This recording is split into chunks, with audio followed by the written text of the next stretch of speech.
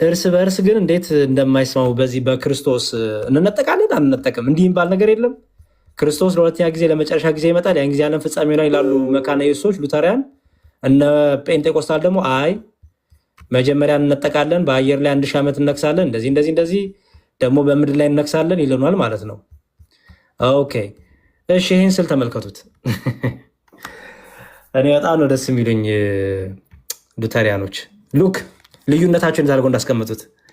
እሺ የመጀመሪያው ዲስፔንሴሽናል ፕሪሚሊያኒዝም ይባላሉ። እነዚህ ቸርች አለች፣ ከዛ ሴክሬት ሪተርን ኦፍ ክራይስት ይላል። ይህ ሚስጥራዊ የሆነው የክርስቶስ መምጣት ይላል። እቺ እንግዲህ ደመና መሆኗ ነው እዚህ ጋር የምታዩት። እቺ ደመና ናት። ከዛ ው ከደመና ከላይ ይመጣል። ከዛ ሪዘሬክሽን ኦፍ ጀስት ኦፍ ራፕቸር ይላል።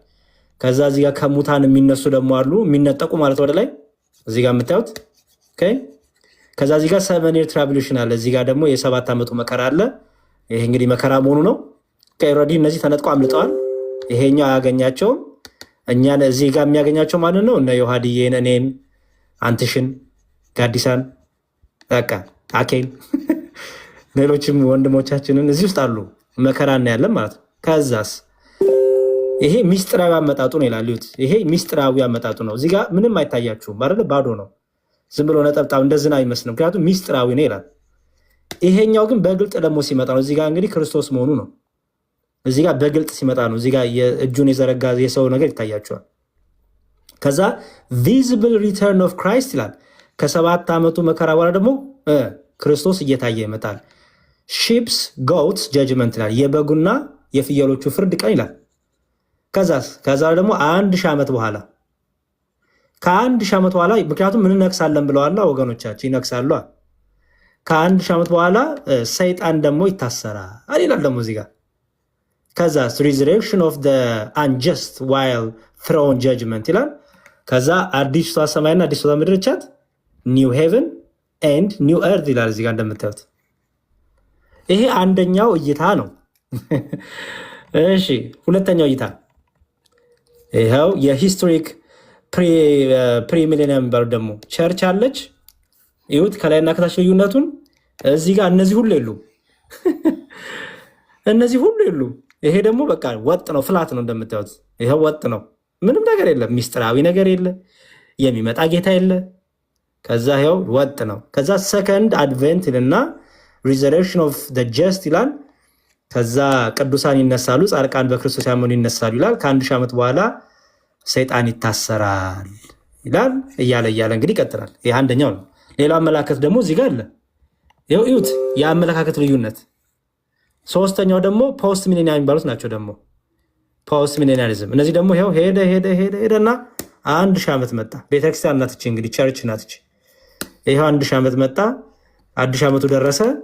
ከዛ ሰይጣን ጊዜ ተሰጠው መከራውን እንዲያበዛ።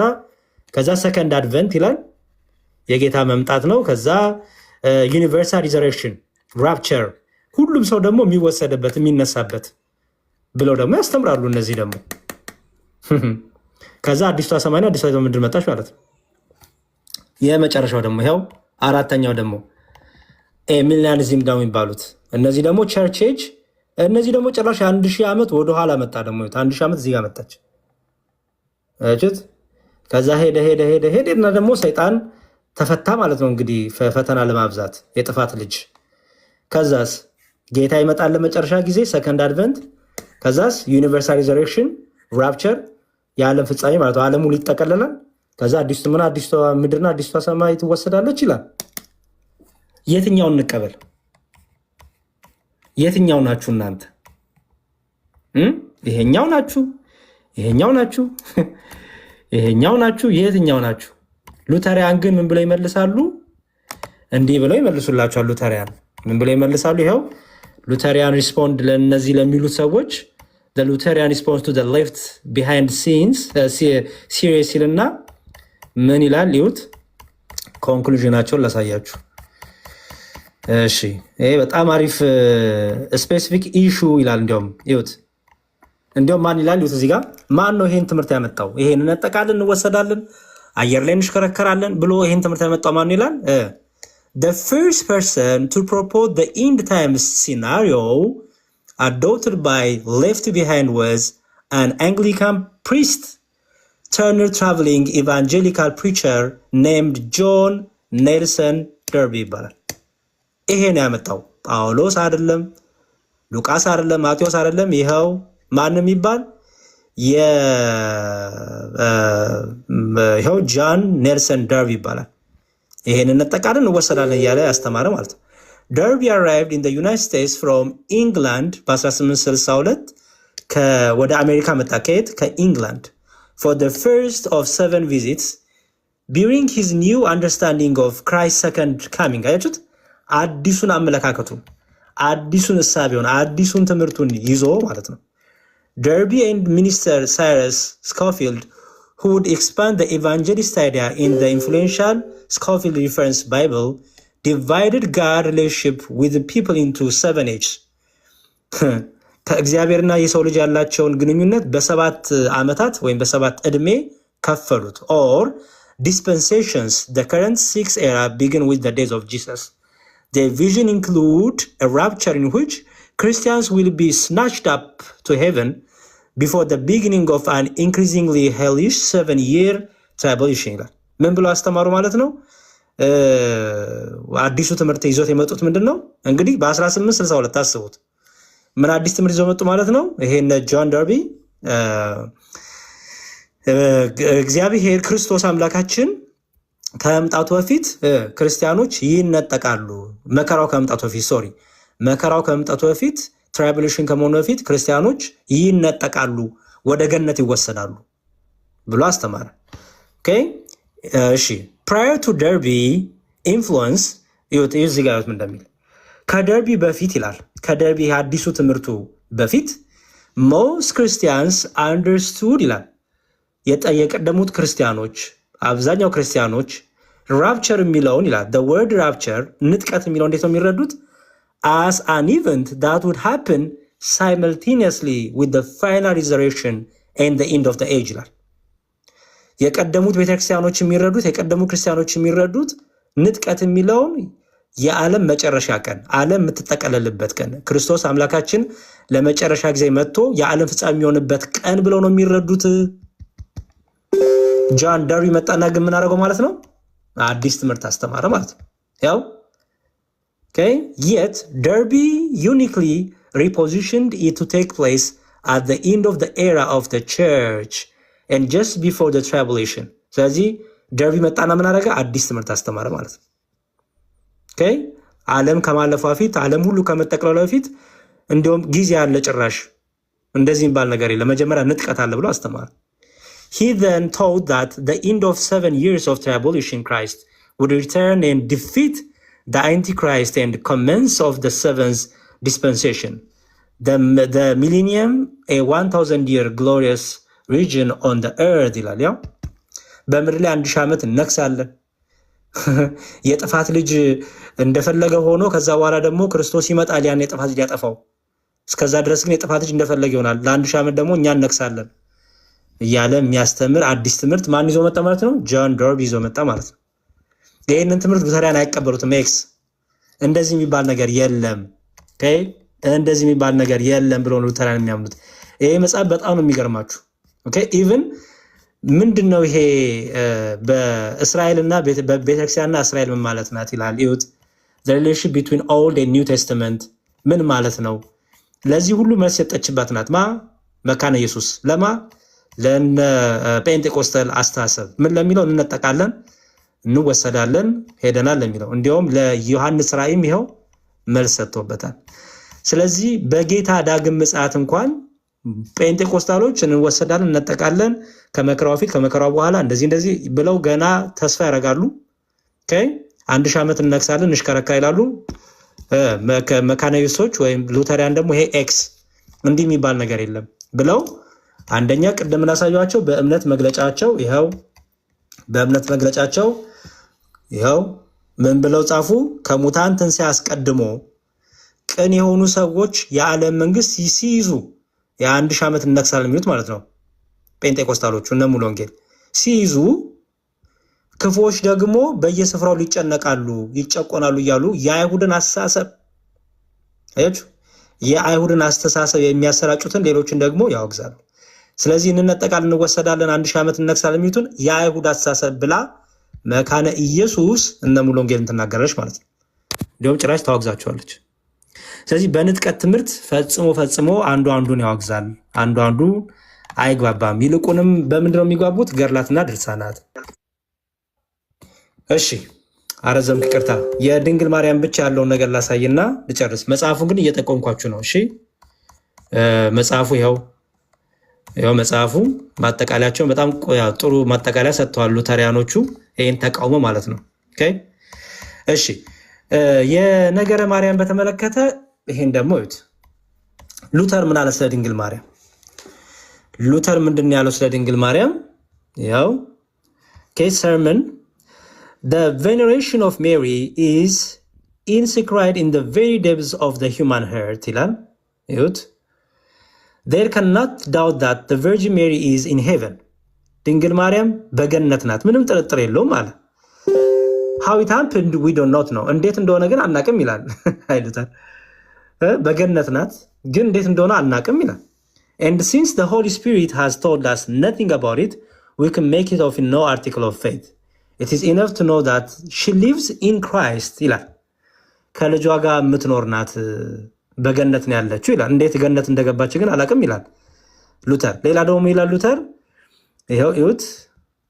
she is ይላል ድንግል ማርያምን ማርያም ማለት ናት highest woman and the noblest gem in the Christianity after Christ ይላል። ከክርስቶስ ቀጥሎ በጣም በክርስቲያኖች ህይወት ላይ ትልቋ ሴት ወይም የተከበረችው ሴት ኖብልስት የሆነች የተወደደች የተከበረች ሴት ማናት ይላል? ማርያም ናት ይላል። she is nobility, wisdom and holiness personified we can never honor her enough አመስግነናት አክብረናት ልንጠገብ አንችልም። still honor and praise must be given to her ዛሬም ድረስ ለሷ ክብር እንዲሰጥ ምስጋና ልንሰጥ ያስፈልጋል። in such a way as to endure neither Christ nor the scripture ይላል። ክርስቶስን እንደምንሰጠው ሳይሆን እሷ ግን የተለየች ስለሆነች ለሷ የሚገባትን ክብር እንስጥ፣ ዛሬም ድረስ እንስጣት ይላል። ማ ሉተር አባታችሁ no woman is like you ይላታል። ደግሞ ይኸው እዚህ ጋር sermon feast of the visitation የሚለው ይኸው no woman is like you አንቺን የመሰለ ሴት የለም ይላል። you are more than Eve or Sarah ከሔዋንም ከሳራም ትበልጫለሽ ይላታል። blessed above all nobility wisdom and sanctity ይላታል። ንጽሕት የሆንሽ ቅድስት የሆንሽ ከሁሉ የተከበርሽ ይላታል። ማ ሉተሪያን one should honor Mary as herself wished as she expressed it in magnificent ይላል። እሺ ስለ ዘላለማዊ ድንግልና ያለውን ላሳያችሁ። perpetual virginity ይኸው Christ our savior was the real and nature fruit of Mary virgin womb ይላል። ክርስቶስ የድንግል ማርያም የማጸኗ ፍሬ ነው፣ የምንድንበት ፍሬ ነው ይላል። this was without the cooperation of man ያለ ወንድ ዘር ያለው ማለት ነው። and she remained a virgin after that ይላል። ለዘላለም ድንግል ሆና ኖራለች ይላል። ይኸው የማ ሉተር ወርክስ የሉተር ስራዎች ይኸው ቮሊዩም 1 እስከ 30 እዛ ታገኙታላችሁ። ኦኬ ቻፕተሩም አለላችሁ። ይኸው sermon on John chapter 1 እስከ 4 ዮሐንስ ወንጌል ላይ ደግሞ ያስተማረበት። ሌላ Christ was the only son of Mary ይላል። ክርስቶስ የድንግል ማርያም ብቸኛ ልጇ ነው።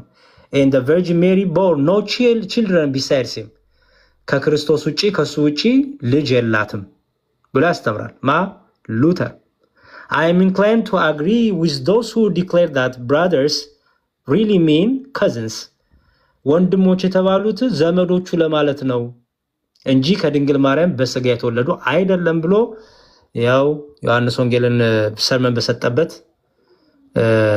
ቻፕተር ከ1 እስከ 4 ላይ ታዩታላችሁ ማለት ነው። ስለዚህ በድንግል ማርያም ዙሪያ እንኳን ሉተሪያንና ጴንጤቆስታሎች አይስማሙ። ይሄን ጥቂቱን ያነበብኩላችሁ ይሄ ሁሉ የሉተር ነው። ይሄ ሁሉ ማለት ከዛ ደግሞ ይመጣና የነ ካልቪንም ይመጣል። ይሄው ካልቪንም ድንግል ማርያም ዘላለማዊ ድንግል ናት ይላል። ይሄው እነ ዝዊንግሊም ይላሉ። ይሄ ሁሉ መጽሐፍቶቻቸው ሊንክ ነው። ስለዚህ ማናችሁ ነው ትክክል? ጴንጤቆስታሎች ናችሁ ወይስ ሉተሪያን ናቸው? ኦኬ ጴንጤቆስታሎች ማርያም ልጆች አሏት ብለው ያምናሉ። ሉተሪያን ደግሞ ያምኑ። ፔንቴኮስታሎች እንነጠቃለን 1000 ዓመት በየርለን ዞራለን እንገዛለን ይላሉ። ሉተሪያን አያምኑም። እንዲህ የሚባል ነገር የለም ይሏቸዋል። እንዲሁም ያወግዟቸዋል። የአይሁድ አስተሳሰብ ያላችሁ ይሏቸዋል። ስለዚህ ይሄንንም በደንብ እንድትለዩ ብዬ ነው።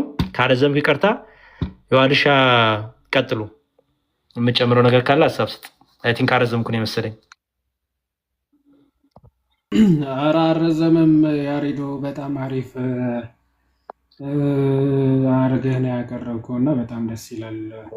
ቃልህ ያሰማልን፣ እግዚአብሔር ይስጥልን። በጣም አሪፍ ነው። አይ ቲንክ በማስረጃም ስለሆነ አሪፍ ማብራሪያ ነበር እውነት ለመናገር እና መጽሐፍቶቹ አሉ ያዲ ልክላለሁ ከፈለካቸው። የተወሰኑት አሉኝ ይመስለኛል።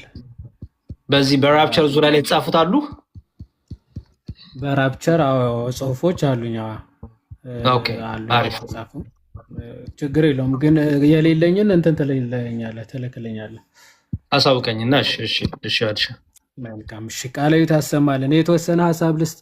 ባኩ የምትጨምረው ሀሳብ አለ እዚህ ላይ ቪዲዮ ከፍተዋል። የተወሰነ እዚሁ ላይ የእምነት መግለጫቸው ላይ ያስቀመጡትን እንትን እላለሁ እና ከዛም በፊት ግን ሁላችሁም ሰላም ብያችኋለሁ። ሰላም ክርስቶስ ይብዛላችሁ። ቃሎት ያሰማልን። እንዲያቆን በደንብ አብራርቶታል። እኔ ደግሞ ማሳያችሁ ማለት በራፕቸር ዙሪያ ምንድን ነው የምታምነው ሙሉ ወንጌል በእምነት ማለት የእምነት ማስተማሪያው ላይ ያስቀመጠችውን ላሳያችሁ። አሁን ቅድም በእንግሊዝኛ ያሳዩትን ማለት ነው። አንዳንድ ነገሮችንም በዛ ውስጥ እናያለን። በነገራችን ላይ ሶላ ክርስቶስ የሚለው አንዱ ትምህርታቸው ነው፣ ግን አንድ ናቸው በሚለው ቅድም እንግዲህ የእምነት መግለጫቸውንም የሁለቱንም አሳይቶታል ዲያቆን። ቃሎት ያሰማልን። አንድ አይደሉም በፍጹም። እስቲ ግን ሙሉ ወንጌል እንዴት ነው ያስቀመጠችው ስለ እስካቶሎጂ ወይም ደግሞ ስለ ዳግም ምጽአት ወይም ስለ ክርስቶስ መምጣት በሚለው ላይ ተመልከቱ። የመጀመሪያው የቤተ ክርስቲያን መነጠቅ ይላሉ። ቅድም አሳይቶታል ከመከራው በፊት። አሁን ስቴፕ ባይ ስቴፕ ስላስቀመጡ እንትን እንዳለ ክርስቶስ ለቅዱሳን በሚመጣበት ጊዜ አማኞች በአየር ሊቀበሉት ወደ ሰማይ ይነጠቃሉ። ይህ አፈጻጸም ምጥቀት ወይም ደግሞ ንጥቀት ይባላል። ይህም የምጥቀት የተባለው ቃል በእንግሊዝኛው መጽሐፍ ቅዱሳችን ውስጥ መነጠቅ ወይም መመንጠቅ የሚል ሀሳብ ስለሚሰጥ ቀጥታ በላቲን ቋንቋ የተረጎመ ይላል። ስለዚህ የመጀመሪያ ምንድን ነው? መነጠቅ ነው፣ ይወሰዳሉ ማለት ነው። ይሄንን ያምናሉ። ከዛ ቀጥሎስ ምን ይሆናል? የክርስቶስ ፍርድ ወንበር ይካሄዳል ይላሉ። የክርስቶስ ፍርድ ወንበር ሲካሄድ ደግሞ እዚህ ጋር አስተውሎ የት እንደሚሄዱ አይታወቁም። በነገራችን ላይ እዚህ ጋር ተነጠቀ እንጂ የት እንደሚሄዱ የት እንደሚቀመጡ ምንም የሚታወቅ ነገር የለም። ኦኬ። ከዛ የክርስቶስ ፍርድ ወንበር ይላል። እዚህ ጋር በደንብ አስተውሎ እነሱ ተነጠቁ። እንግዲህ በእነሱ ቤት ክርስቶስ መጣ፣ እነሱን ነጠቃቸው፣ ወሰዳቸው። ከዛ ቀጥሎ ምንድን ነው የሚሉት? የክርስቶስ ፍርድ ወንበር ላይ ሁላችንም በክርስቶስ ፍርድ ወንበር ልንገለጥ ይገባናል ብሎ ክርስቲያኖች በዚህ ወቅት ስለ ኃጢአታቸው አይፈረድባቸው። በደንብ አስተውሉ። ክርስቲያኖች በዚህ ወቅት ስለ ኃጢአታቸው አይፈረድባቸውም። ምክንያቱም በክርስቶስ ኢየሱስ ላሉት አሁን ኩነኔ ስለሌለባቸው። በደንብ እዚህ ጋር አስተውሉ።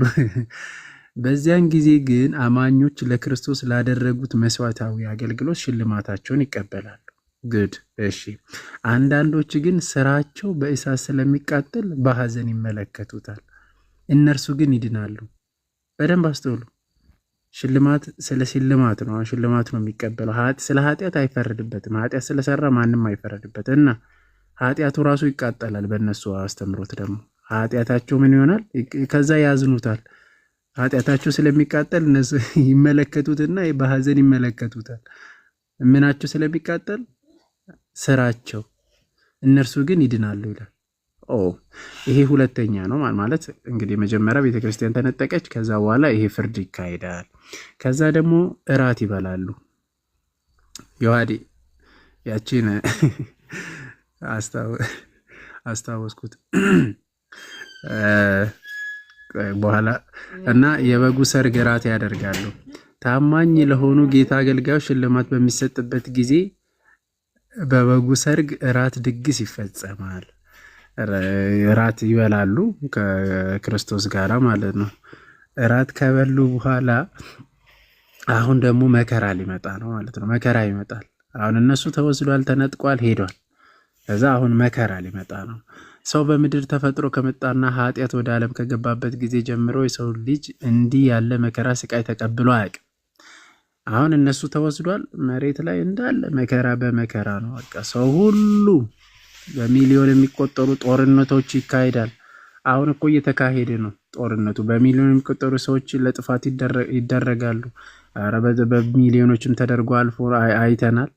መጽሐፍ ቅዱስ ግን ከዚህ ሁሉ ስለባሰው ስለ ታላቁ መከራ ይናገራል ብሎ ይናገራሉ ማለት። ስለዚህ በጣም በቤተ ክርስቲያን ላይ አሁን መከራ ነው ምድር ላይ የሚመጣው። እነሱ ተነጥቋል። ኦኬ በዛን ጊዜ የሚቀሩት ወደ ንስሐ የሚመለሱ አለ፣ የማይመለሱ አለ ማለት ነው። ይቀጥልና አሁንም ክርስቶስ ዳግም ይመጣል። አሁን ቀጣዩ ነው። አሁን ክርስቶስ ዳግም ምጽአት ነው። ዳግም ምጽአት ማለት በእኛ ቤተ ክርስቲያን እንግዲህ ክርስቶስ አንድ ጊዜ መጥተዋል። አንድ ጊዜ ወደ ምድር ከመጣ በኋላ ደግሞ ድጋሚ ይመጣል አይደል? ዳግም ምጽአት ብለን እንጠራለን። እነሱ ደግሞ እንግዲህ ክርስቶስ መጣ፣ ነጠቃቸው፣ ከዛ እራት በሉ፣ ከዛ መከራ መጣ፣ አሁንም ድጋሚ መጣ ክርስቶስ። ዳግም ምጽአት የሚሉት የመከራው ጊዜ ልክ ክርስቶስ ተመልሶ በሚመጣበት በምድር ሲገለጥ ያበቃል። ከዛ ወራት መከራ በኋላ የሰው ልጅ በኃይልና በክብር ይገለጣል ብሎ ማቴዎስ 24ን እዚህ ላይ ነው የሚጠቅሱት ማለት ነው። በደንብ አስተውሉ። ከዛ ከመከራው በፊት የነበረው ቅዱሳን መነጠቅ ያጠቃሉ የጌታ ዳግመኛ መምጣት ጥቂቱ ክፍል ነው። ጌታ ሲመጣ በመጀመሪያ የሚገለጠው ለእስራኤል ነው። በደንብ አስተውሉ። መጀመሪያ የሚገለጠው ለማን ነው? ለእስራኤል ነው። በእነሱ አስተምሮት እነርሱም ሊያዩት ሕዝባቸው በመጀመሪያ እንዳልተቀበሉት በማስታወስ ታላቅ ልቅሶ ያለቅሳሉ። ጌታ በድል አድራጊነት በሚገለጥበት ክርስቶስ አይገዛንም የሚሉ ተቃውሞ። አሁን እዚህ ጋር እንዳስተዋላችሁት ለማን ነው የሚገለጠው? ለአይሁዳውያን ላልተቀበሉት እያሉ ነው። አሁን ስንት የተመላልሶ ማለት ነው። በጣም ነው የሚገርመው። ከዛ በኋላ ምን ይሆናል? በህይወት የሚኖሩ ህዝቦች ፍርድ። አሁን በህይወት የሚኖሩ ሚሊኒያሊዝም 1000 ዘመን ይመጣል ማለት ነው። 1000 ዘመን አሁን ንግስ ይመጣል። በምድር ላይ ይነግሳል ክርስቶስ አሁንም ድጋሚ ማለት ነው። አደም ባስተውሉ። ከዛ በምድር ላይ 1000 ዓመት ከኖረ በኋላ ቀጥሎ ምንድን ነው የሚመጣው? የ1000 ዓመት መንግስት ማለት ነው። አሁን ያልኳቸው የ1000 ዓመት መንግስት በምድር ላይ አሉ።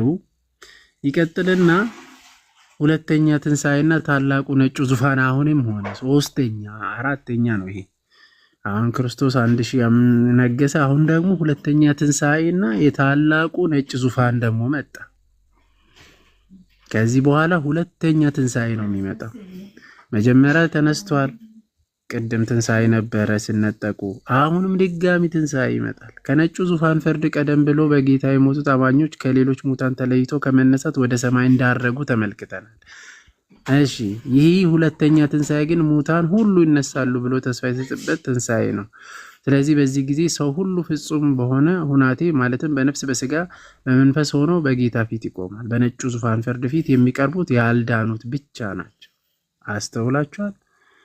ያልዳኑት ብቻ ናቸው በነጩ ዙፋን ፊት ለፊት እና ሌሎቹስ? በዚያም የሕይወት መጽሐፍ ይከፈትና ሰው ሁሉ በስጋ እንደሰራ በደል መጠን ይፈረድበታል። ጌታም ለፍርድ በዙፋኑ ላይ ይቀመጣል።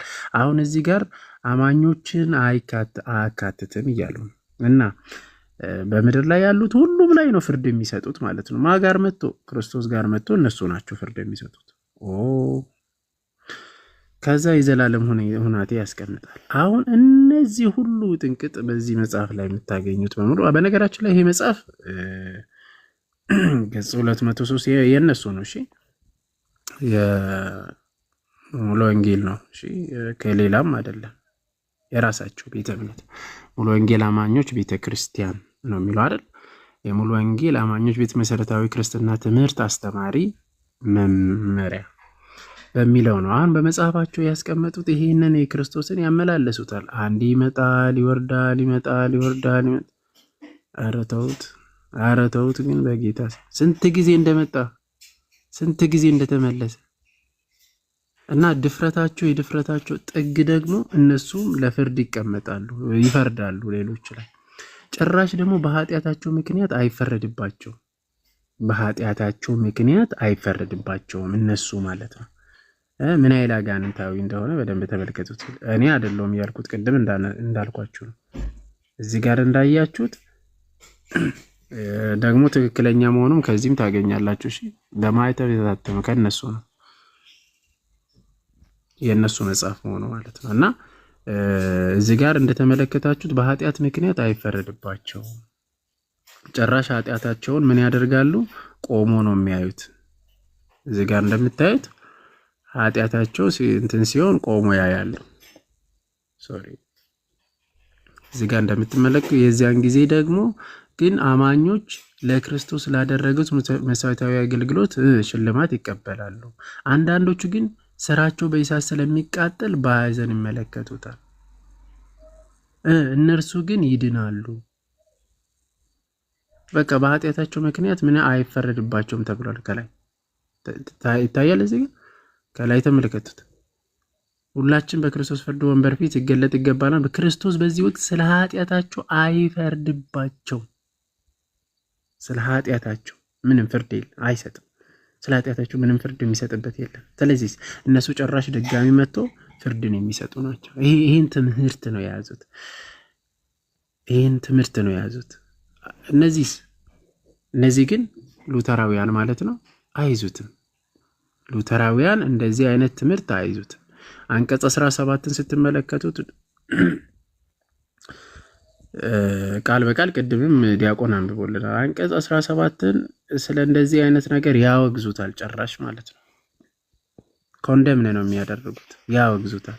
they condemn all others who are now spreading certain Jewish opinion like that before the resurrection of the dead the godly shall take possession of the kingdom of the world, the ungodly being everywhere suppressed ብለው የሚያስቀምጡት ይህንን ያወግዛሉ። ቀጥታ ነው የሚያወግዙት። እንደዚህ አይነት የጂዊሽን አስተሳሰብ የያዙትን 1000 ዓመት መጥቶ መሬት ላይ ስለ ምድራዊ ነገር የሚያወሩትን ማን ነው የሚያወግዘው? ቦክ ኦፍ ኮንኮርድ መጽሐፈ ስምምነት አንቀጽ ስንት 17 ላይ ቃል በቃል the Christ return to judgment የሚለው አንድ ጊዜ ነው የሚቀበሉት። እንደዚህ አይነት ነገር ያወግዛሉ። ስለዚህ በሶላስ ክርስቶስ ላይ ጋር አንድ ናችሁ፣ አንድ አይደላችሁም። እብር ራሱ ማለት ነው። ስለ ነገረ ድህነታችሁ ምናምን ክርስቶስ ያዳነን ዓለምን ላይ አስቀምጠናል። እሱ ላይም አንድ አይደላችሁም ማለት ነው። አሁን በጸጋ ብቻ አንድ አይደላችሁም፣ በክርስቶስ ብቻ በሚለው አንድ አይደላችሁም፣ መጽሐፍ ቅዱስ ብቻ ላይ አንድ አይደላችሁም፣ እምነት ብቻ ላይ በሚለውም አንድ አይደላችሁም ማለት በጣም ፍርስርስ ያለ ትምህርት ያላችሁ ናችሁ እና ይቆየን። እሺ ዲያቆን መኩ በጣም እግዚአብሔር ይስጥልን፣ እናመሰግናለን። ቃልዮትን ያሰማልን፣ ክህነት ይባርክልን፣ ከፍ ወዳለው ክብር ጸጋ ይድረሱልን። ዲያቆን እናመሰግናለን። የዋዲሻ ቀጥል ሀሳብ ካለ ቃልዮት ያሰማልን። ዲያቆን መኩ አይ ቲንክ በሰፊ ተካሂዶበታል እውነት ለመናገር እና እኔ ዝም ብዬ አጠር አድርጌ ይሄ ስለ ቅዱሳን ምልጃ ያው የጴንጤዎቹ የታወቀ ነው አይደለ? እኛ አንዴ ወደ ክርስቶስ ስለቀረብን ሌላ ማንም አያስፈልገንም፣ የሚያማልድ ምናምን አያስፈልገንም፣ ክርስቶስ ራሱ አማላጅ ነው ብለው ስለሚናገሩ ከሱ ሌላ ምንም አያስፈልገንም የሚል ትምህርት እንዳላቸው ሁላችሁ የምታውቁት ትምህርት ነው። የሉትራንና የካልቪኒስቶቹ እምነት ምን ይመስላል? ቅዱሳን ደግሞ ከይሄ ሶላ ዲ ግሎሪያ የሚለው ወይም ደግሞ ክብር ለእግዚአብሔር ብቻ የሚለውን ትምህርት አንጻር በቃ ክብርም የሚገባው ምስጋና የሚገባው ማን ብቻ ነው ብለው ነው የሚያምኑት? እግዚአብሔር ብቻ ነው የሚል ትምህርት አላቸው። እሱን በፕሮቴስታንቶቹ እንዴት ነው የሚታየው የሚለውን የተወሰነ ላሳይና አይ ቲንክ እኛ ጋር እየመሸ ስለሆነ ምናልባት ዲያቆን የሚቀጥሉ ከሆነ ካልሆነ ግን እንጨርሳለን ማለት ነው። እንግዲህ ለቅዱሳን ምስጋና ይገባል አይገባም ምናምን በጣም ብዙ ጊዜ ባለፈውም አክብሮት ይገባቸዋል ቅዱሳንን ማክበር ተገቢ ነው ወይ የሚል ውይይት ራሱ ይሄ ስግደት ይገባል አይገባም የሚል ራሱ አንድ ሉትራና አንድ ጴንጤ ገብተው ነበር የምታስታውሱ ከሆነ እና በሉትራኑ ቅዱሳንን ማመስገን ራሱ ይገባል አይገባም የሚለውን ኦግስበርግ የእምነት መግለጫ መከላከያ ወይም ደግሞ አፖሎጂ ኦፍ ኦግስበርግ ኮንፌሽን የሚል ማለት ነው። ኦግስበርግ ኮንፌሽን አፖሎጂ የሚለው ቡክ ኦፍ ኮንኮርድ ላይ አለ። በአማርኛው ገጽ 216 ላይ ምን ብለው ይናገራሉ? ከቁጥር 4 ጀምሮ የእምነት መግለጫችን ይላሉ። ሉትራን የእምነት መግለጫ ነው። የእምነት መግለጫችን ለቅዱሳን ክብር መስጠት ይቀበላል ይላል። ለቅዱሳን ክብር መስጠት ይቀበላል። ይህም ክብር 3 ነገሮችን የያዘ ነው ይላል። ቅዱሳንን ማክበር ይቀበላል ይልና ቅዱሳን ማክበር ምን ማለት ነው? 3 ነገሮች በውስጡ ይይዟል። የመጀመሪያው ምስጋና ነው። ቅዱሳንን ማመስገን ያስፈልጋል ማለት ነው። ቅዱሳንን ማመስገን ይቀበላል ማለት ነው።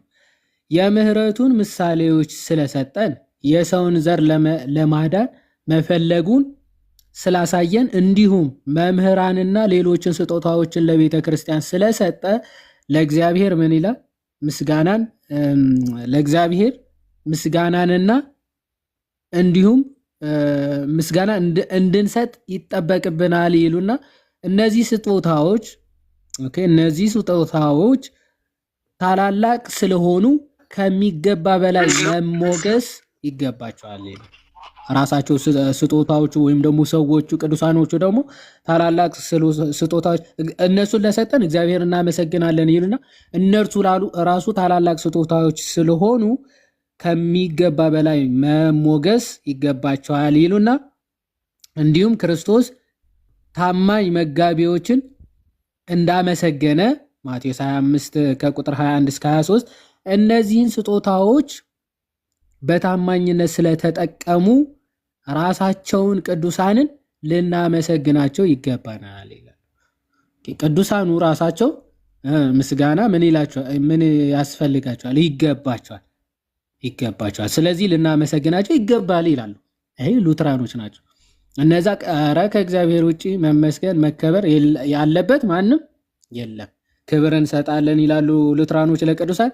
እነዛ ደግሞ አይ ክብርማ ለእግዚአብሔር ብቻ ነው ይላሉ። ባይዘወይ እነዛ ክብር ለእግዚአብሔር የሚለው ጴንጤዎች የሚረዱት ምንድን ነው? በቃ ከእግዚአብሔር ውጭ መከበር ያለበት ማንም የለም ብለው ነው። እነዚህ ደግሞ ከመዳን አንጻር ነው የሚታየው። ማለት ጸጋ የሰጠን በጸጋ ያዳንን እግዚአብሔር ብቻ ስለሆነ ያንን ክብር የምንሰጠው ለእግዚአብሔር ብቻ ነው የሚል ሀሳብ አላቸው። ቅዱሳንን ግን ያከብራሉ እና ያመሰግኗቸዋልም ጭምር ማለት ነው። ልናመሰግናቸው ይገባል ይላሉ። ሁለተኛው አይነት ደግሞ አክብሮት ነው። ምስጋና አለ፣ አክብሮት አለ ማለት ነው። የእምነታችን መጠናከር ነው ይሉና ጴጥሮስ ከክህደት በኋላ ይቅር መባሉን በምናይበት ጊዜ እኛም ደግሞ በእውነት ጸጋ ከኃጢአት በላይ እጅግ ተትረፍርፎ የሚበዛ መሆኑን ለማመን እንበረታለንና ስለምንበረታ ሶስተኛው አክብሮት መምሰልን ነው። አክብሮት ራሱ በ3 ይከፍሉታል። አንድ እነሱን እየመሰልን እንድንሄድ ያደርገናል። ሁለተኛው ደግሞ ሶስተኛው አክብሮት ደግሞ መምሰልን ነው። እነሱን መምሰል ማለት ነው። በመጀመሪያ እምነታቸውን ከዚያም ሰዎች በጥሪዎቻቸው መሰረት ሊመስሏቸው የሚገቡትን ሌሎች በጎ ምግባራቸውን መምሰል ነው ይላል። እነሱን ስናከብራቸው ምን አርአያቸው አምሳላቸውንም ምን እንድንል ነው ማለት ነው? እንድንከተል ያደርገናል ማለት። ስለዚህ ተጠቃሚዎቹ እነዚህን እውነተኞች አክብሮቶች አይፈልጉም ይልና የሚከራከሩትም አደገኛ ባይሆንም እንኳን በእርግጥ አስፈላጊ ስላልሆነ ስለ ልመና ብቻ ነው ማለት። ይሄ እነሱን መለመን ግን ማክበር ማለት ግን እነሱን እንጠይቃቸዋለን እንለምናቸዋለን ማለት ግን አይደለም የሚለውን ያነሳሉ። ከዚህ በተጨማሪ መላእክት እንደሚጸልዩልንም እንቀበላለን ይላሉ ሉትራኖች። መላእክት ለክርስቲያኖች ይጸልያሉ የሚለውን ትምህርት እንቀበላለን። ኦኬ እንቀበላለን ይላሉ። ምክንያቱም መልአኩ በዘካርያስ ምዕራፍ 1:12 ላይ የሰራዊት ጌታ ሆይ ኢየሩሳሌምንና ይሁዳን የማትመራቸው እስከ መቼ ነው ብሎ መልአኩ ሲጸልይ ተመልክተናለን። ኦኬ የሚጸልይበት ምንባብ አለ። እንደ እውነቱ ቅዱሳንን በተመለከተ እነርሱ ሕያዋን ሳሉ ለጠቅላላ ቤተክርስቲያን እንደ ጸለዩ ሁሉ በሰማይም ለቤተክርስቲያን በጥቅሉ ይጸልያሉ ብለን እንቀበላለን ደግሞ ይላሉ። ኦኬ አሁን ምንድነው ሉተራኖች የሚቀበሉት? አንድ ቅዱሳን ሆነው በምድር ላይ ያሉ በአጠቃላይ ስለ ቤተክርስቲያን እንደሚጸልዩ ሁሉ በስጋ ከተለዩ በኋላ በሰማይም ሆነው ለአጠቃላይ ቤተክርስቲያን ምን ይላሉ? ይጸልያሉ ብለው ያምናሉ። መላእክት ያማልዳሉ፣ ቅዱሳንም በሰማያት ሆነው ያማልዳሉ ብለው ማን ያምናል? ሉተራኖች ብቻ አይደሉም። ባይዞ ካልቪኒስቶችም ራሱ ካልቪን ኮሜንታሪ ኦን ዘካሪያ ወይም ደግሞ የዘካርያስ ማብራሪያው ምዕራፍ 1:12 ላይ there is the nothing wrong if we say that any one of the angels prayed for the church ማንኛውም ሰው መላእክት ለቤተ ክርስቲያን ወይም ደግሞ በምድር ላይ ላለችው ቤተ ክርስቲያን ይጸልያሉ ቢል ምንም ችግር የለውም፣ ምንም ስህተት የለውም ብሎ ካልቪን ራሱ ያምናል ማለት ነው። ስለዚህ ሪፎርምድ ፕሮቴስታንቶች፣ ሉተራንና ሪፎርምዶች የቅዱሳንን ምልጃ ይቀበላሉ። ፕላስ ደግሞ ለእነርሱ ማመስገን ምስጋናንም ይቀበላሉ። ማመስገን ብቻ ሳይሆን ምን ጭራሽ ኮሜሞሬሽንም መታሰቢያ በዓለም ቀንም አላቸው። ይህን ዌብሳይት ታውቁታላችሁ። የዩናይትድ ስቴትስ ኦፍ አሜሪካ ላይ ያለ የሉትራን ቸርች ነው። ሉትራን ቸርች ኦፍ ሚዙሪ ሲኖድ የሚባለው ማለት ነው። ፕሮፌት ለምን እንደወጡ አላውቅም። ፕሮፌት ወጡ ለካ እኛ ቤትም ምልጃል ሲባል ወጡ መሰለኝ። እሺ ቅዱሳንን ኮሜሞሬት ያደርጋሉ። መታሰቢያ በዓል አላቸው። ቅዱሳንን ያስባሉ። ያው ማመስገን ያስፈልጋል። እነሱን ማመስገን ተገቢ ነው የሚል አንብበናል። ፕላስ ደግሞ ማክበር ተገቢ ነው የሚል አንብበናል። እነሱን እንዴት ነው የሚያከብሯቸው? ቀን አላቸው። ቅዱሳኑ የሚታሰቡበት ቀን አሏቸው ማለት ነው። ለምሳሌ ከጃንዋሪ ስንጀምር ጃንዋሪ 2 ዊሊያም ሎዌይ የሚባል ፓስተር አለ። እሱን ኮሜሞሬት ያደርጋሉ። በ10 ጃንዋሪ 10 ባሲል ዘ ግሬት ኦፍ ሲዛሪያ ታላቁ ባሲሊዮስ፣ ግሪጎሪ ኦፍ ናዚናንዘስ፣ ጎርጎሪዮስ ዘእንዚናዙ፣ ግሪጎሪ ኦፍ ኒሳ፣ ጎርጎሪዮስ ዘኑሲስ። ኦኬ እነዚህ ፓስተርስ ኤንድ ኮንፌሰርስ ተብለው ኮሜሞሬት ይደረጋሉ፣ ይታሰባሉ ማለት ነው። ይሄ በሉትራን ቸርች ነው፣ በሉተራውያን ወይም ደግሞ በመካነ ኢየሱስ ማለት ነው። ጃንዋሪ 20 ቀን ተሰጥቷቸው የሚለው እንዳስምርበት የዋዲሻ ቀን ዴዲኬት ተደርጎላቸው ቀን ተሰጥቷቸው ነው። ቀን ተሰይሞላቸው ቀን አዎ፣ እሱንም በደንብ አስፈልግ። ብዙ ጊዜ ጴንጤዎች ታስታውሳላችኋል። እነ ፓስተር ዳኒ ታስታውሳለን። ኦርቶዶክሶች ከ1 እስከ 30 ምናምን በቃ ለቅዱሳን እኮ ነው እንደዚህ እንትን እያሉ ጊዜያቸውን የሚያጠፉ አይነት ነገር የሚል ብዙ ክሶች ሰምታችኋል ከጴንጤዎች።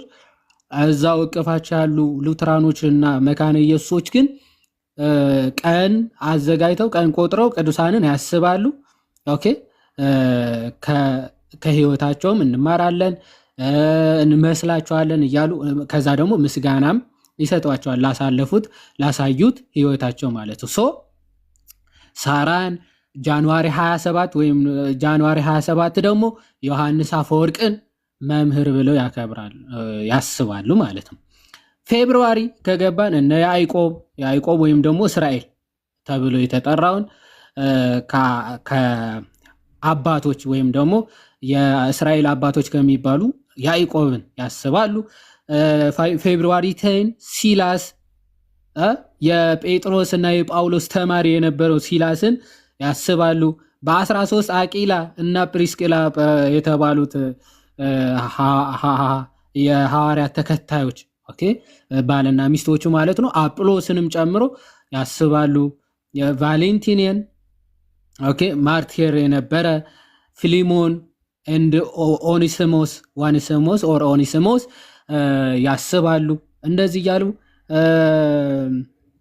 በጣም ብዙ አባቶች እነ ዮሴፍንም ኦኬ፣ ሉቃስ፣ ዮሐንስ፣ አትናቴዎስ ታላቁ አትናቴዎስ ኦፍ አሌክሳንድሪያ የአሌክሳንድሪያ ታላቁ አትናቴዎስ ያስቡታል። ሲሪል፣ ሜቴዲዮስ፣ ሲሪልን ሜቴዲዮስ ማለት ታስታውሳላችሁ በ300 ኤዲ የነበረ እንግዲህ ስለ እመቤታችን ጸሎት የጻፈ ታላቅ አባት ነው። ሴንት ሜቴዲዮስ ማለት ነው። የእመቤታችንን የምስጋና ጸሎት ወደ እመቤታችንን ጸሎት ማድረግ እንደሚገባ የጻፈ አባት ነው እና እሱ ቅዱስ ብለው ምን ያደርጋሉ? ኮሜሞሬት ያደርጋሉ።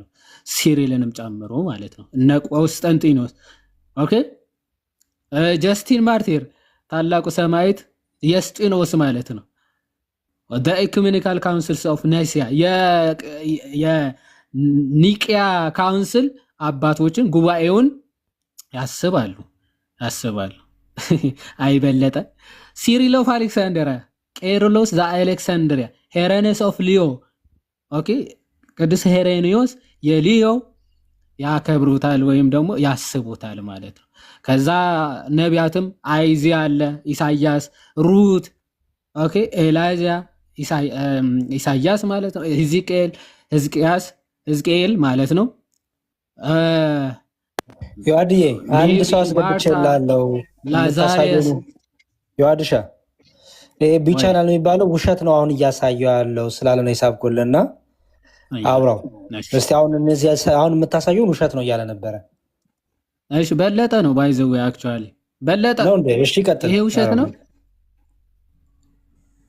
ማይከን ክፈል። እንዴት ናችሁ? ይሄ ውሸት ነው። አዎ አይ አሁን አንተ የቅዱሳን ምልጃ ይቀበላሉ ብለህ አይደል የመጣው? አዎ ይቀበላሉ። ኦኬ እሺ፣ ወደ ፍጡር ይጸልያሉ? ቆይ መጀመሪያ የቅዱሳን ምልጃ ቆይ ስማኝ መጀመሪያ ይሄን አሳየን። የቅዱሳን በሰማይ ያሉ ቅዱሳን ያማልዳሉ ብለህ ትቀበላለህ አንተ? በለጠ ሚስተር በለጠ ተመለስ ና። አይ ወደ ፍጡር ይጸልያሉ ወይ? በሰማይ ያሉ ቆይ እየሰማሁ ነው። በሰማይ ያሉ ቅዱሳን ይለምናሉ በምድር ላሉት ይጸልያሉ ብለህ ታምናለህ ወይስ አታምንም? የጠየቁን መልስ። ውሸት ነው ስትል ነበር። ውሸት ያሉት ምንም ማስረጃ የለም፣ ግን ወደ ፍጡር ይጸልያሉ ወይ? ማስረጃ የለም። ሉትራኖች በሰማይ ያሉ በምድር ላሉች ቤተክርስቲያን ይጸልያሉ ብለው ያምናሉ። ትቀበላለህ?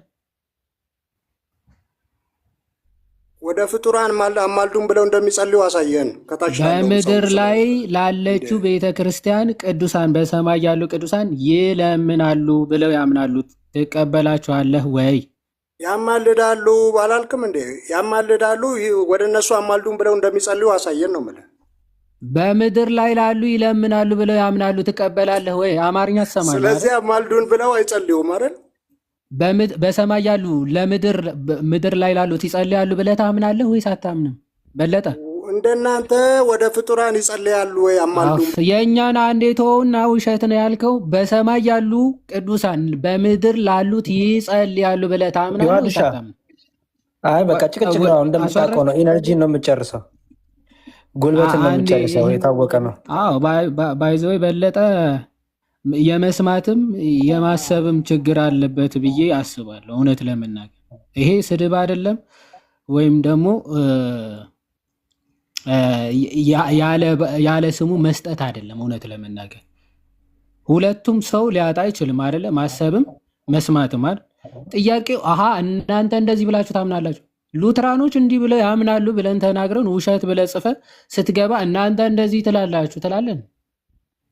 ኦኬ ስለዚህ ማለት ሉትራኖች እንዲህ ብለው ማመናቸው ኦልሬዲ ታውቃለህ ማለት ነው። ስለዚህ ይህን መመለስ ትተህ ግን ምንድነው የምትለው? ወደ እነሱ ይጸለያል አይጸለይም? እሱ ማን አነሳ? አንስተናል? አያነሳንም። በሰማይ ያሉት ምድር ላይ ላሉት ይጸልያሉ የሚል ያምናሉ። ፕላስ ደግሞ ቅዱሳንን የመታሰቢያ በየዕለቱ ያስቧቸዋል። መታሰቢያ ዕለት አላቸው። አንዱን ሳናነሳ መጫወት ጀምራል። ኤኒዌይስ እና እነዚህ ሁሉ እንግዲህ አኑዋል ማለት የዓመቱን ሁሉ የሚከበሩበት በዓል እነ ጆን ኦፍ ደማስከስ ሳይቀር ዮሐንስ ዘደማስቆ ጭምር ማለት ነው ስለ ቅዱሳን ለቅዱሳን ስዕላት ዲፈንድ ያደረገ አባት እነሱ ሴንት ብለው መታሰቢያ ቀን አላቸው ማለት ነው። አምብሮስ ኦፍ ሚላን ክህነት በደንብ አስበው። አምብሮስ ኦፍ ሚላን ማለት ክህነት ከቤተ ክርስቲያን ውጭ በጭራሽ ሊገኝ አይችልም። ከቤተ ክርስቲያን ውጭ ያለ ክህነት ደግሞ ኢንቫሊድ የሆነ ክህነት ነው ብሎ የሚያምን ታላቅ አባት ነው። ሳሊቬሽን ደግሞ ከቤተ ክርስቲያን ውጭ አይገኝም የሚል ነው። ቅዱሳን ደግሞ በሰማያት ያሉ ይጸልያሉ፣ ወደ እነሱም እንጠይቃለን እንለምናለን ብሎ የሚያምን ታላቅ አባት ነው አምብሮስ ኦፍ ሚላን። በእነሱ አስተምሮ አምብሮስ ኦፍ ሚላን ሳይንት ተብሎ ይታሰባል ማለት ነው። በነገራችን ላይ እዚህ የእምነት መግለጫቸው ሉትራኖች ሳያነሱ ስለ ጄሮም፣ ስለ ሲፕራን ኦፍ ካርቴጅ፣ ስለ ኦሪገን የቅዱሳን ምልጃ ላይ ዲፌንድ አድርገዋል ብለው ይጠቅሳሉ። ግን እነሱ አንዳቸውም ዲፌንድ አላረጉም ብለው በጣም ከባድ ክሌም ጽፏል። እዚህ ስለ እነሱን ማክበር ይገባል፣ እነሱ በሰማያት ሆነው ይጸልያሉ፣ ግን እኛ እነሱን ወደ ሰማይ ማለት መጠየቅ ኢንቮክ ማድረግ የለብንም የሚል እምነት አላቸው። ይሄ ሚስኮት ማድረግ ስለሌለብን ማለት ሉትራኖች አሁን በሰማያት ላሉ በጸሎት አስቡን ብሎ መጠየቅ በጭራሽ አይገባም፣ አይቻልም ብለው ያምናሉ። እና ለዚህ መከራከሪያ ብዙ ክርስቲያኖች ምን ያመጣሉ? እነ ሲፕሪያን እኮ አስተምረዋል፣ እነ ጄሮምም እኮ አጌንስ ቪጂላንቴስ ላይ እንደዚህ አይነት ጽሁፎች እኮ አቅርበዋል ብለው ያመጣሉ። ግን ሲፕሪያንም ጄሮምም አጌንስት ቪጂላንቴስ ላይ በጭራሽ እንደዚህ አይነት ሀሳብ አላነሱ የሚል ትልቅ ክሌም ተናግሯል። ይህንን እንደ እግዚአብሔር ፈቃድ ሌላ ጊዜ በደንብ በማስረጃ መንቀጠቅጠው ይሆናል፣ በአባቶች ማለት ነው። ኦኬ እነ ባሲሊዮስ ምናምን ተጠቅሷል። እነ ቅዱስ ባሲሊዮስ እንዴት ወደ ቅዱሳን ጸሎት ማድረግን እንደሚደግፉ እነ ቅዱስ ጎርጎሪዮስ ዘንዚናዙ ቅዱስ ባሲሊዮስን እንዴት በምልጃ እንደሚጠይቀው ምናምን። ጄሮም አጌነስ ቪጂላንቴስ በሰማያት ያሉ ቅዱሳን እንዴት ሙታን አድርገ አይሰሙም አይለሙም ብለህ ትናገራለህ ብሎ ለቪጂላንቴስ መልስ የሰጠበት ታላቅ መጽሐፍ ነው። በዛ እሱን ደግሞ እንዴት እንደምናፈርሰው ሌላ ጊዜ እናያለን። እግዚአብሔር ይስጥልን። ያሬድዮ በጣም ይቅርታ ትንሽ ረዘም ማድረግኩት መሰለኝ። እግዚአብሔር ያክብርልኝ። አመሰግናለሁ። እሺ ዮሐዴ ምንም አልረዘመም፣ እንዲያውም አጠረብን። እናንተ ጋር ሌሊት መሆኑ ማረፍ ስላለባችሁ ነው እንጂ በደንብ እንገፋበት ጥሩ ነው። ግን እንዲያውም የሚገርም ይሄ የቅዱሳኑና የንጥቀት የሚለው በደንብ እንዲያውም አልሄድንበትም። ባይዘው አሁን ቅድም ዲያቆን መኳንንት እንዲያውም ሰዓት እንዳይሄድ ብዬ ያለፍኳቸውን ድጋሚ በደንብ አድርጎ ሲያሳዩን እንዲሁም ብዙ ስራ አልሰራንበትም እሱ ላይ እና አይ ቲንክ በደንብ መግባት አለብን ብዬ አስባለሁ። ወይ በእኛ ቤትም ቢሆን ወይ በዮኒ ቤትም ቢሆን ይህን ኮንቨርሴሽኖች መቀጠል አለብን ብዬ አምናለሁ። ብዙ ሰው የማያውቀውን ነገር ስለሆነ እያያለው እንደ አዲስ ማለት ነው። እና ሪሶርስም ደግሞ እያሳየን ነው፣ እየገለጥን ነው። ዝም ብለን ሳይሆን ይኸው ከነመረጃው ነው የምናሳየው፣ የራሳቸውን የቤተ እምነት አቋም ማለት ነው። እና እሱንም በዛው እንድትይዙ ስለምፈልግ ነው። በሌላ ቀን ግን በሰፊው አይ ቲንክ በደንብ ሪቫይዝ ማድረግ ከፈለግ ካለብንም ሪቫይዝ እያደረግን ሪሶርሶቹን እያሳየን መቀጠል እንችላለን ማለት ነው። እና ታንኪዩ በጣም ዮሐዴ፣ የጸጋውን ያብዛል፣ እግዚአብሔር ይስጥልን። ዲያቆን የሚያሳዩት ነገር ካለ ያሳዩና ጠቅለን እንላለን። አጠር ያለች ናት ማለት እንትኑን ብቻ ለማሳየት ነው። ቃሎት ያሰማል ዮሐዴ፣ ቃሎት ያሰማልን። እኔ ማሳየት የፈለግኩት እንግዲህ አንድ ትልቅ ከሉተራን ቻናሎች አንድ ሉተራን ሪፎርሜሽን .org በሚለው ላይ እስቲ እመቤታችንን ምን ብለው ነው የሚጠሯት? ማለት በኢትዮጵያ ውስጥ ያሉ ታችን ላይ ጥላቻ እንዳላችሁ ታውቃላችሁ፣ ምን ያህል ጥላቻ እንዳላችሁ። እነዚህ ግን እመቤታችንን ማለት ነው ሉተርስ ላቭ ፎር ሴንት ሜሪ ኩዊን ኦፍ ሄቨን የሰማይ ንግስት ብሎ ነው የሚጠራት። ኩዊን ኦፍ ሄቨን የሰማይ ንግስት። እስቲ የሰማይ ንግስት አንድ እንደዚህ የሚል አለ ኢትዮጵያ ውስጥ? እንኳን መካነ ኢየሱስ ያሉት ኢትዮጵያ ውስጥ ያሉት ራሱ የሰማይ ንግስት ናት ብለው ይጠራሉ? ይጠሯታል? አይጠሯትም በጭራሽ ማለት ነው። በጣም ስለሚጠላ እኔ በጣም አይቻለሁ እውነት ለመናገር። ለምን በዚህ ልክ ጥላቻ እመቤታችን ላይ እንዳላቸው በጣም ግራ ይገባኛል። አሁን ይሄኛው በነገራችን ላይ ይህን ሰርች አድርጉት፣ ሉተራን ሪፎርሜሽን .org ብላችሁ ግቡት። ሉተር ምን ያህል እመቤታችን እንደሚወድና ሉተርስ ላቭስ ፎርት ሴንት ሜሪ ብሎ ከዛ ምን ይላል? ኩዊን ኦፍ ሄቨን በቃ የሰማይ ንግስት ብሎ ነው የሚጠራት። የንጉሱ እናት ናትና የንጉሱ የክርስቶስ እናት እንደመሆኗ የሰማይ ንግስት ተብላ ትጠራለች። በነገራችን ላይ ልጇ ዓለምን የፈጠረ የዓለም መድኃኒት የተባለ ነው እና በጣም የእመቤታችን ምስጋና በነገራችን ላይ ለቅዱሳን ምስጋና ያቀርባሉ። እሱን በቀጣይ ማለት እንትን ላይ አሳይተን አንድ በአንድ እናሳያለን። እሺ በግልጽ እናሳያለን። ቅዱሳን ስዕላት ላይም ያላቸውን ክብር ምን ያህል ክብር እንዳላቸው ምን እንደሚገልጹ እያንዳንዱ ጌታ ቢፈቅድ ቀጣይ እናያለን። እስቲ እግዚአብሔር ይፍቀድልን። እሺ ዲያቆን በጣም እናመሰግናለን። እግዚአብሔር ይስጥልን፣ እርስዎንም ቃሎት ያሰማልን፣ ክህነት ይባርክልን በድጋሚ ብያለሁ።